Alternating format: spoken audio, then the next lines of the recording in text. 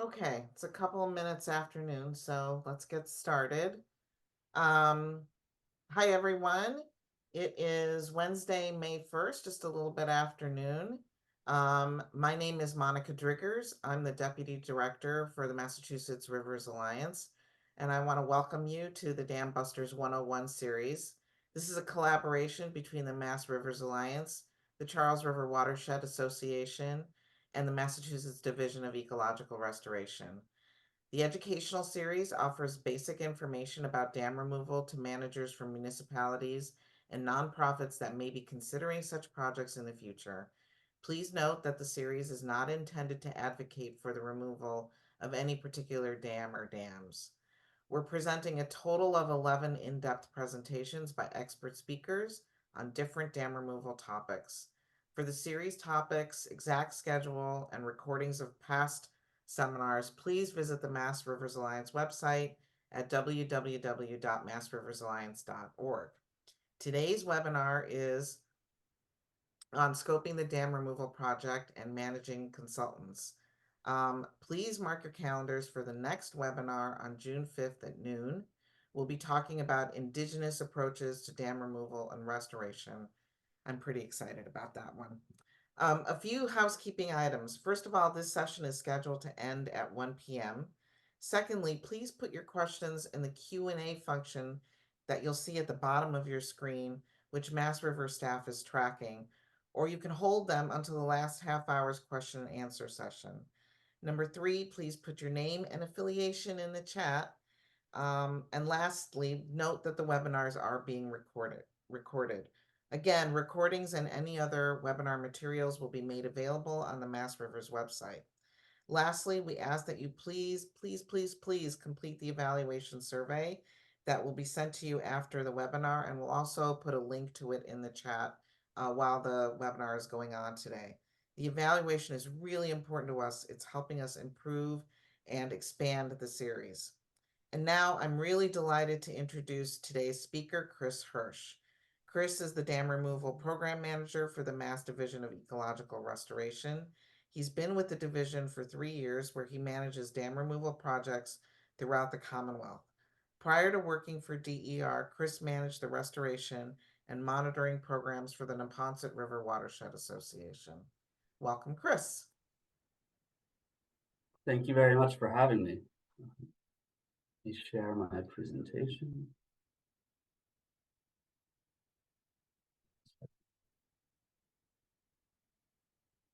Okay, are you seeing my slides? Thanks. So I want to start off by saying thank you to the Mass Rivers Alliance and Charles River Watershed Association for inviting me to speak today and for organizing the Dam Busters webinar series. Dam Busters 101 is such a fantastic resource for our growing dam removal community, and I'm grateful to be able to be a part of it. Today, I'm here to talk about dam removal scoping, and in the process, I'll touch on some tips for working with consultants, since in many ways, consultants make our world go round. So on the agenda for today, I'm going to start by talking about what scoping is, and then we'll get into the two main scopes of work, the project manager's scope of work, and then the dam removal scope of work. I'll finish with some tips on developing your scope of work, and then we'll open it up for questions and answers. So what is project scoping? Scoping is developing your to-do list of the tasks that are needed in order to get your dam removal project from an idea to a restored river. The reason I broke it out into two main scopes of work is because the dam removal itself requires certain tasks and actions to be completed, but there's also a lot of work involved to be a project manager and to manage these types of projects that should be acknowledged and planned for. So the two main scopes of work, the way that I've broken it out, are the project manager scope of work. This consists of the work that a project manager does in order to keep things on track. Those include things like goal setting, fundraising, managing budgets, building your project team. And the other scope of work is the dam removal scope of work. these are the tasks and phases needed to develop, complete, and evaluate your dam removal project. Components of that scope of work include things like data collection, design, permitting, construction, really the meat of your dam removal project. And the diagram on the right is just to show that these are not discrete scopes of work, that they feed back on one another. And as your project develops, they both interact to both update your dam removal scope of work and as well as update the scope of work that you need to do as a project manager. So first, we're going to talk about the project manager's scope of work. These, again, are the tasks that the project manager needs to plan for, be executing as the project goes on in order to lead a successful project. Typically, these types of activities or components of the dam removal scope of work, of the project manager scope of work, are to provide leadership and vision to the project, building your project team, fundraising, bidding and contracting for the project, managing your project's budget, managing your consultants' work, and then doing outreach for the project. Each one of these topics could be a discussion on its own, and many of these have been topics that are discussed here at Dam Busters 101. So I'm not going to go into all of them, but I do want to touch on a few of these that I think are key considerations as you develop your scope for your project. One of the major tasks and roles of a project manager is to provide vision and leadership. These types of activities include defining your project goals, which is really key to set up the framework in which to evaluate all of the project development. You're always wanting to go back to your project goals and making sure that your designs and everything are achieving those goals and are keeping those goals in mind as they're being developed. You want to be maintaining open and frequent communication throughout the project. And you want to keep an eye on your timeline to make sure that things are being done in a timely fashion and that you're not falling behind. And ultimately, it's the project manager's responsibility to make sure that progress is being made on the dam removal scope of work. Another major task is assembling your project team. None of us have all of the skills necessary, or I would say very few people have all of the skills necessary to fill all of the roles needed to execute a dam removal project. And so it's important that you understand where your knowledge and skill gaps are and find partners or solicit consultants to fill those gaps and perform the services that are needed to get your project off the ground and completed. Potential partners for you to consider are watershed associations and other NGOs that may have local knowledge or local connections in the area that you're working or expertise on the systems that you're working in.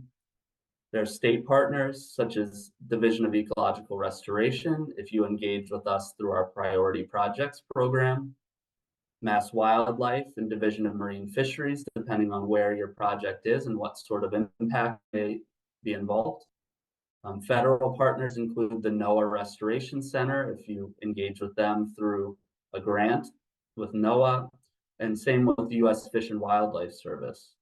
Other organizations to consider are tribal organizations that may bring their own perspectives to the project that could be extremely valuable. Technical consultants that fill professional roles like engineering, or construction firms who will actually do the work to remove the dams. In order to engage with consultants and construction firms, a project manager needs to be familiar with bidding and contracting. Your typical bid structure is shown here on the left. You want to have your project background, which includes information about the site where your project's occurring, as well as any information about past work or information that's been gathered to this point so that bidders understand the work that's been done and what work will need to be done in the next phase. You'll want to talk about your project goals. Again, these should be guiding the work. And you want to talk about the overarching project goals, as well as what your goals are for this particular phase of work. You're next going to want to get into the scope of work. So the tasks that you're anticipating your consultants to be working on, and the deliverables that you're expecting to receive as a result of those tasks. And then you want to include any sort of procurement specifics related to your organization, related to the actual execution of the bid. How long will the bids be out? When are bids due? How will they be considered? The timeline for the contract, etc. Some tips for this: if you're not sure about the exact tasks that you need to fill the scope of work section, you can always leave that up to the bidder to define. You could say, I would like conceptual level designs for this project. Please propose a scope of work to achieve that. And that's totally acceptable, and the bidder can then provide you with what they think is necessary to provide you what you're looking for. Another thing I would recommend when thinking about bidding and contracting is to solicit bids from multiple firms. This keeps everybody honest, so to speak, and it allows you to find a price and approach that will fit your project needs. Once you have your consultants under contract, these are some tips to consider when working with consultants. Well, I guess this first tip is actually before you get them under contract, but when you're considering bids that you receive, if you're able to, I recommend that you select a firm based on the approach that they're presenting and the value, not just the total cost. Sometimes the cheapest option is cheap because they haven't considered or provided enough hours to do all the tasks. So you should really think about the approach that they're presenting in their bids and the value that that represents when you're selecting your firms. Again, not everyone has the luxury of having funding in order to do that, or if you're a municipality, you may have rules around how you select the firms for your bidding. Communication is key when working with consultants. You want to be communicating early and often. I recommend holding a kickoff meeting at the beginning of a project so that you can discuss the tasks and scope of the project phase, your timelines, and what your expectations are. It's really important to set those expectations early and agree upon them so that you can revisit them if there's any issues. I'd also recommend considering having regular check-in meetings to discuss progress being made as the phase and work is occurring. It's often easier to address issues or concerns that arise early on than to have someone get way far down the road in a direction that maybe you weren't anticipating or you have concerns about. You also want to establish timelines, and you want to establish deadlines for when you expect to receive deliverables. And as a project manager, you should be revisiting those timelines often, and don't be shy to send reminders to your consultants about when deadlines are approaching and when you expect to be receiving different deliverables. And as you're setting up, you're establishing those timelines, you want to make sure that you're providing yourself with ample time for deliverable review so that you can give yourself enough time to really digest what is being presented to you as a draft and provide the appropriate comments to make sure that the final product is exactly what you want. And finally, don't be afraid to pump the brakes or to go back out to bid if you're not happy with the way things are going. Sometimes a smaller investment to go back and redo something will save you a lot of money in the long run than letting issues fester and just going with it through the rest of the process. It can create much more problems. So don't be afraid to consider redoing something if necessary. Another really major component of the dam removal program manager's scope of work is fundraising for the project and managing your budgets. Dam removal projects are big, expensive projects oftentimes, and that often means that you're required to assemble a patchwork of grants to essentially get you through the process and get you through construction. Each of the grants that are available for dam removal may have their own requirements and constraints. And so it's important that you consider those as you put your scope together. And some of the questions that you should be asking yourself as you're developing your scope and as you're going through the project is, how much is the project going to cost? How far can I get with the funding I have? And does that funding support the phases that need to get done?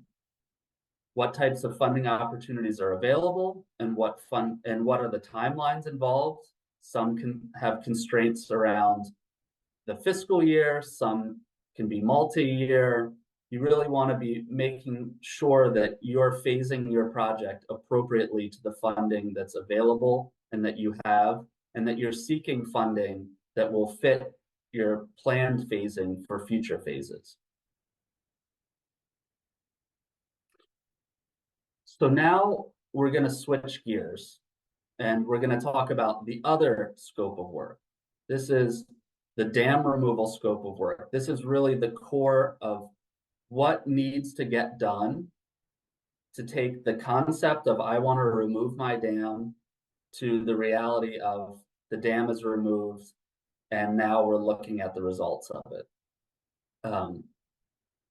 This is how DER typically phases their projects. This is not the only way to phase a project. This may make sense for your project. It may not, depending on how complex your project is. You may not need to go through all of these phases. If your project is extremely complex, you may have additional phases that aren't covered here that you need to be going through. And so please consider this to be a framework to work off of and not the comprehensive end-all be-all of how to remove a dam. Each dam is unique. Each dam has unique context in where it is in the landscape and what's surrounding it. And a lot of that is going to drive what needs to be done for your project.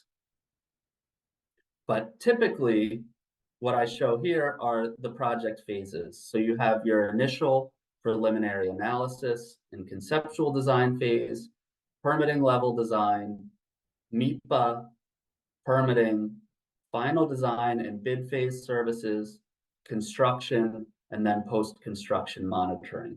And we'll get into detail on each of these. The next few slides are extremely dense and provide a lot of information that I'm not going to be able to cover in the short amount of time we have here.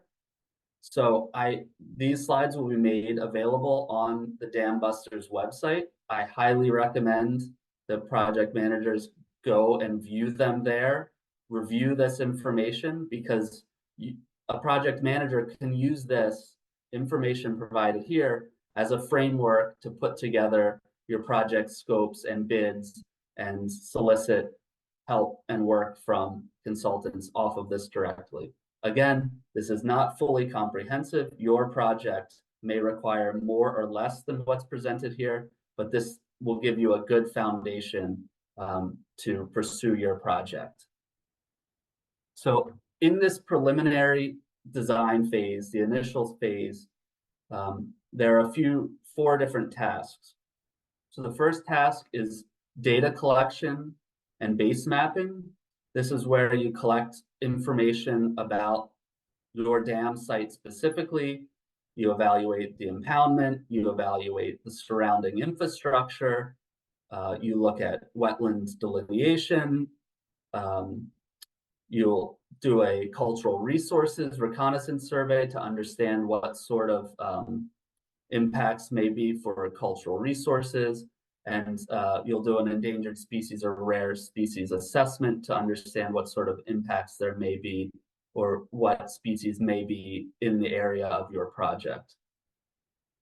Sediment is one of the major design factors to think about when planning a dam removal project. And so in this initial phase, you're going to want to do a sediment assessment and management recommendation.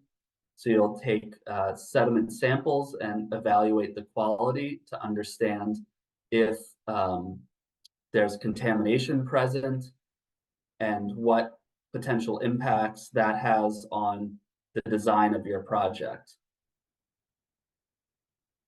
You're going to want to develop what's called an H&H model, or a hydraulic and hydrologic model, so that you can understand how your site is influenced by the surrounding hydrology of the watershed.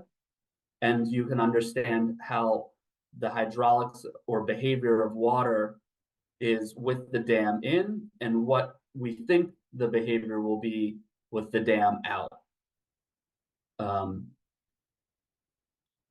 And finally, to wrap up this phase, you'll take that information that you've gathered through your modeling, your sediment sampling, your base mapping, and you'll use all of that information to develop your conceptual level design plans.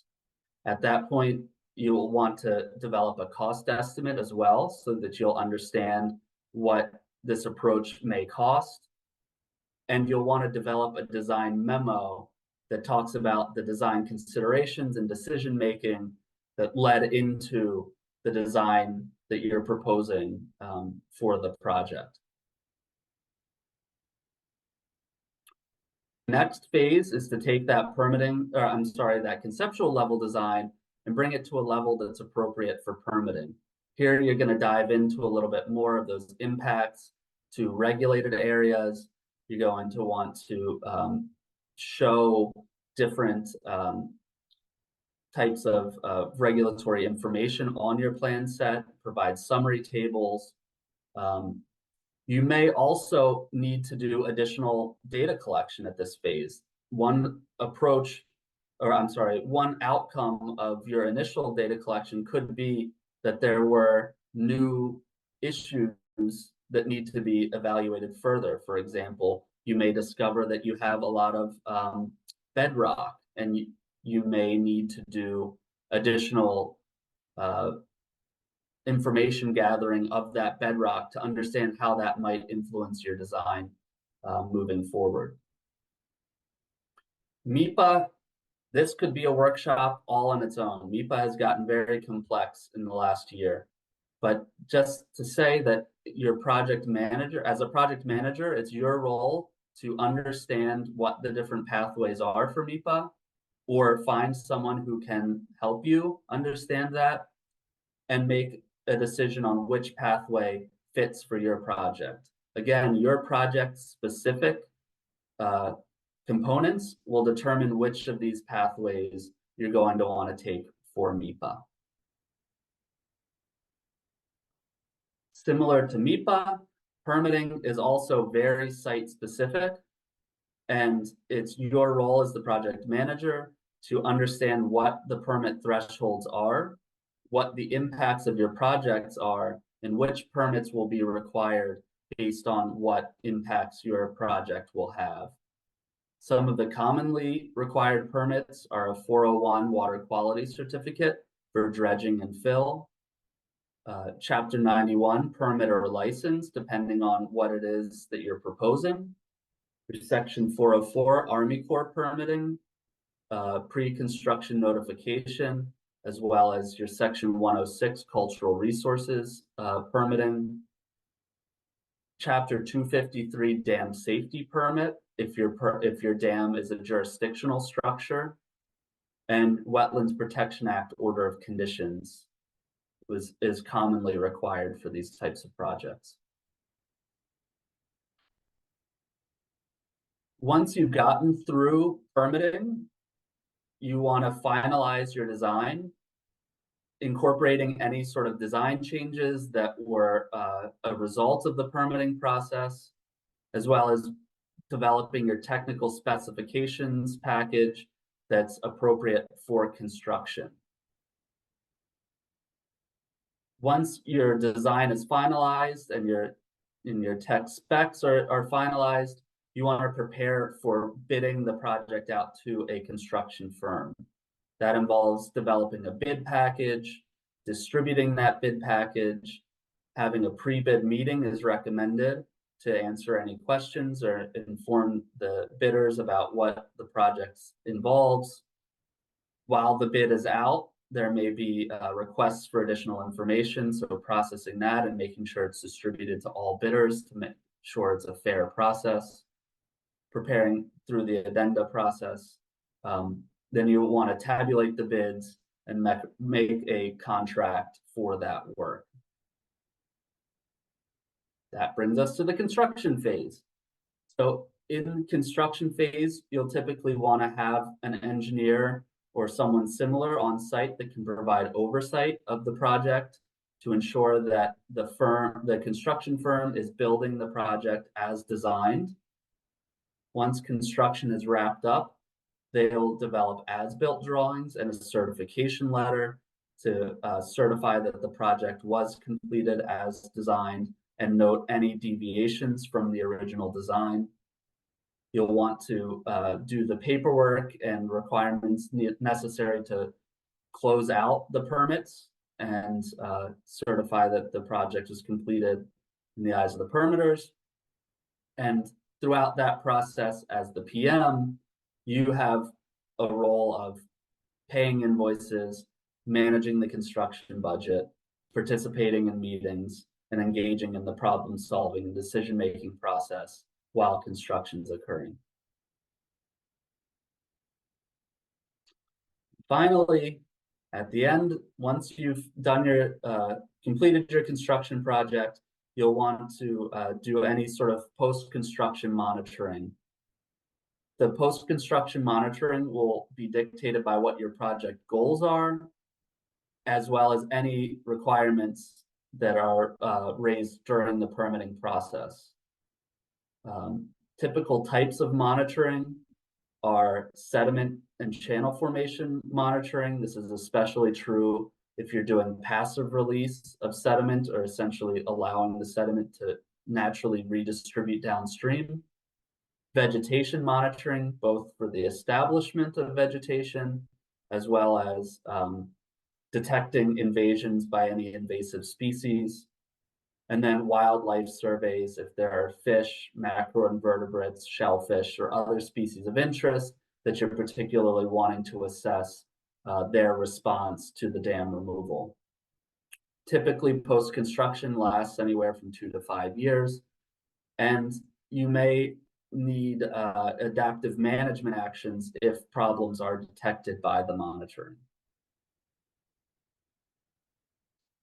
So finally, I just want to wrap up with a few overarching tips to help you when you're developing your scope of work.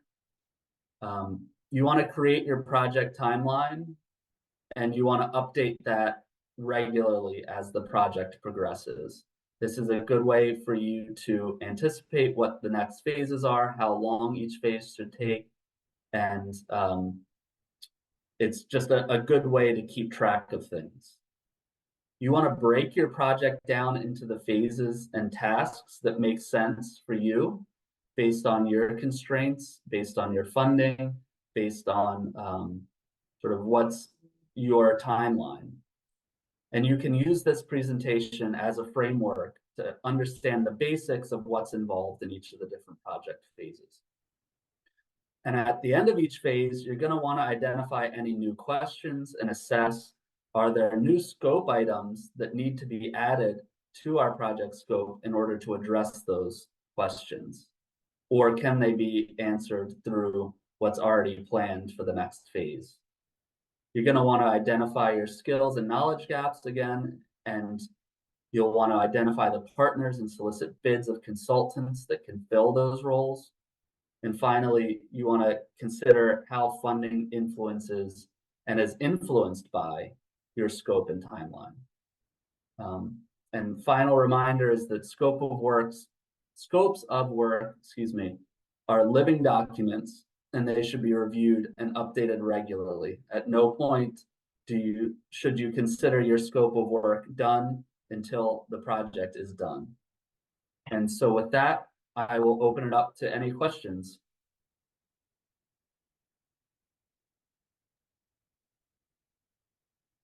Great, Chris. Thank you so much. I think you can stop the screen share if you want. Okay. We have one question, but before I get to the questions, I just want to say we've definitely heard from everyone that a lot of people would like to be able to engage directly with the presenter during the Q&A session. That is something we're looking into. Unfortunately, for now, because we really only have a half hour, we are kind of going to keep it a moderated session just to keep it time efficient. But certainly, probably in the next iteration of Dam Busters, we're hoping to have specialized sessions where you can do essentially nothing but engage with our experts. So just to let everybody know, we've heard you. So we have a couple of questions so far. The first is from Carrie. What are early steps a project manager might take to help plan and scope a dam removal project and inform next steps, including the consultant scope of work, e.g. gathering off-site information or gathering of site information, land ownership, screen permit thresholds, etc.? Yeah, so I think a lot of what's described there would be in that sort of initial phase that I described, the data collection phase. It's up to the project manager, I would say, to determine if they want to do that work themselves or if they want to engage with a consultant to do that work for them. I would definitely recommend looking at this guidance and other guidance to understand the typical questions that you'll want to answer and the types of data that you'll want to collect. But yeah, I would say early on, the initial phase is really trying to understand what are my project goals and what is the information that I need to be collecting in order to advance the project and inform what the design will be. Great, thank you. And again, if you have questions, please put them in the Q&A feature, which you'll see at the bottom of the screen. The next question is from Anne.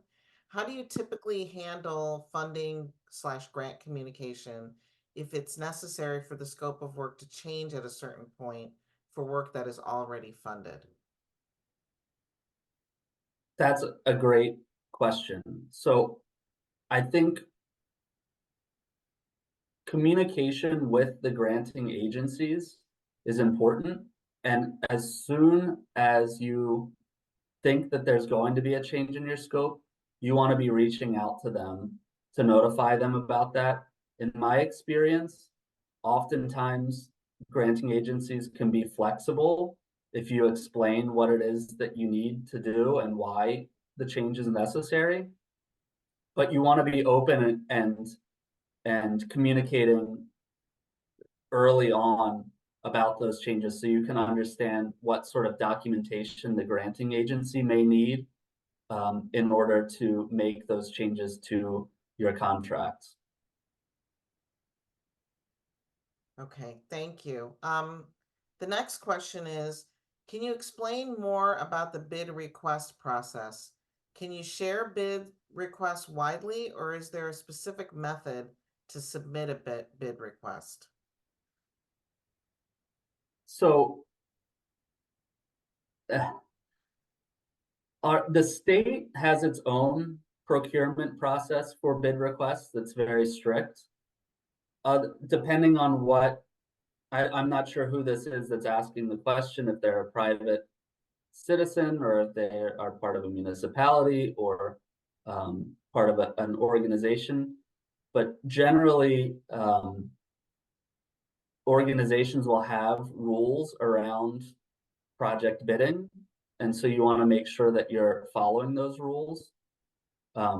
If you're a private citizen, you can send a bid request to anyone, any firm that you'd want to, engage with potentially. If you're new to the process, I would recommend communicating with those firms ahead of the bid request so you can get them up to speed on what your project is and what it is you're hoping to achieve, just to give them a bit of a primer. It wouldn't be recommended to just spring a bid request on somebody with no context. So I definitely recommend, if you're considering engaging with a consultant, just have informal discussions with them upfront ahead of time. Reach out and schedule a pre-meeting to understand, so that they can understand what it is that you're hoping to accomplish and what work is necessary, and understand your site a little bit better. And you can actually, ask them questions about what their capabilities are and what their team is, and see if they're actually the firm you want to be soliciting or not. Great, thank you. We also have a question. It's on sediment release. I mean, we actually do have a session coming up on sediment management, but maybe you want to tackle this a little, Chris. Can we model or predict the effects of sediment release on biota downstream? Can we model? We can model it in that we can understand where the sediment is likely to deposit. And we can understand what those impacts are looking at the models and saying this is the anticipated depth of sediment that will deposit in these areas. You can do surveys to understand what the communities of macroinvertebrates or bivalves or fish are in that area that may be impacted by the release of sediment. What we typically see, and this has been, fairly well researched in the literature, is that the release of sediment will have temporary impacts to those communities, usually on the order of 2 to 3 years. And then the river or stream will reach a new equilibrium in which that sediment has sort of stopped accumulating and is now beginning to erode, and in which case we see rebounds of macroinvertebrate communities, rebounds in biodiversity from those initial impacts. And oftentimes what we'll find is that the impacts of sediment are temporary and are often, the benefits outweigh those temporary small impacts. Great. And I just want to let everybody know that session on managing sediment is coming up in August. Okay, so the next question is from Allison. Can you describe the role watershed or nonprofit organizations play within some of the dam removal projects you have advanced? Sure. So they can play a wide variety of roles. Oftentimes, they can take the lead and be sort of the lead project manager.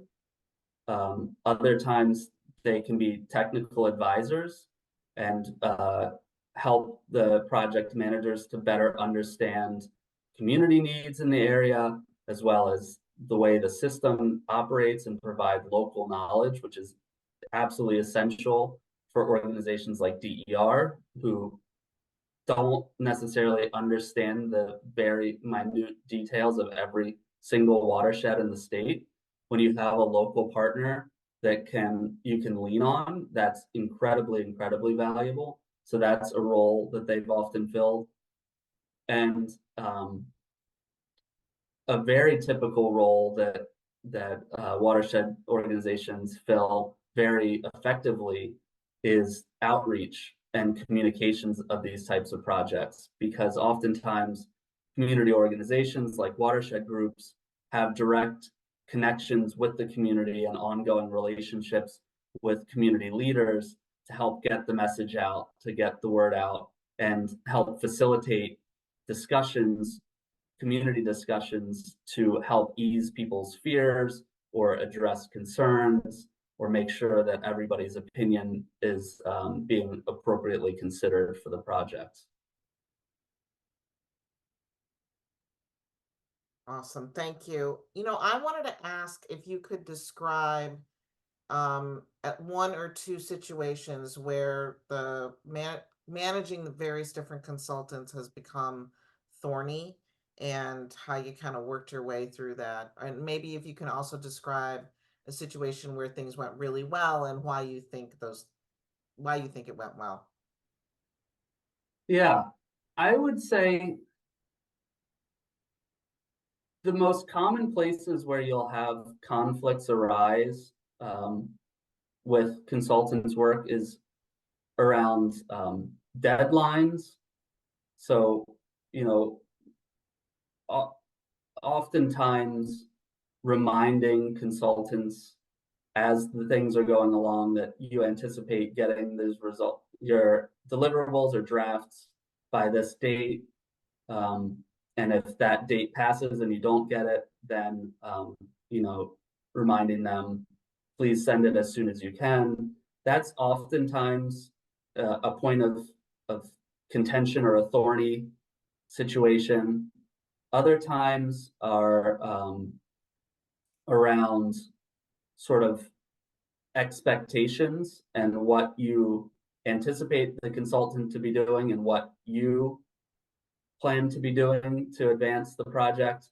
And sometimes that can be miscommunicated. So being very clear about what your expectations are and what you anticipate to be receiving from the consultants is key there. Um, you know, when those things go smoothly, oftentimes the project goes smoothly. It really is about maintaining regular and ongoing communications to ensure that expectations are being met, that concerns are voiced early, and not, once the final deliverables being issued to say, hey, wait a minute, I have a problem with this. Um, and having those regular check-in meetings can allow you to catch those things early on. Great, thank you so much for that. We do have a specialized session coming up in July on permitting, but I also wanted to ask you to talk a little bit about the role that consultants play in the permitting process. Sure. Um, so again, it really depends on your situation. Consultants can advise you on what permits will be necessary. Consultants can write the permit applications for you. You often, at the very minimum, want your consulting engineer to attend permitting meetings so that they can explain the technical aspects of the design to the permitting agencies if they have questions. Um, so really, it depends on what you're comfortable with. You can either take on most of the permitting role yourself and fill out the applications yourself. You're going to need your engineers to at least show you what the impacts are or do those calculations so you can fill out the tables.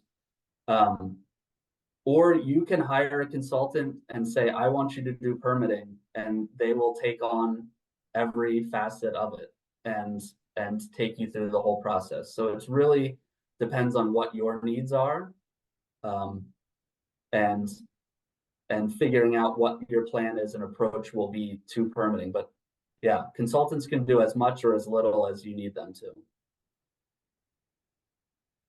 Great, thank you so much, Chris. And like I said, that session on permitting, because it's such a big topic, we have that scheduled for July for those of you who are interested. That's the end of the questions that we had. Wait, do we have another one in the Q&A? Yeah, we do have another one. How long does a typical project take from concept to completion? If things go smoothly, 3 years. If things don't go smoothly, the sky's the limit. We've been working on some projects for almost 20 years now. It's really a matter of sometimes politics, sometimes technical challenges, sometimes funding challenges. But what we typically see on average is 3 to 5 years. Great. I don't think I see any other questions in either the chat or in the Q&A. Does anybody have any closing questions or comments? Last opportunity to get those in. Oh, can you talk a bit about contingency fund planning? That's a great question. That is a great question. Yes, you definitely want to have some contingency on hand when you go to construction, because invariably things pop up that weren't anticipated, challenges come up, weather can be challenging, there are delays for various reasons. You want to hold at least 10, 15% contingency in case of problems. It can be challenging to plan for contingency because you're trying to predict what's going to happen in the future.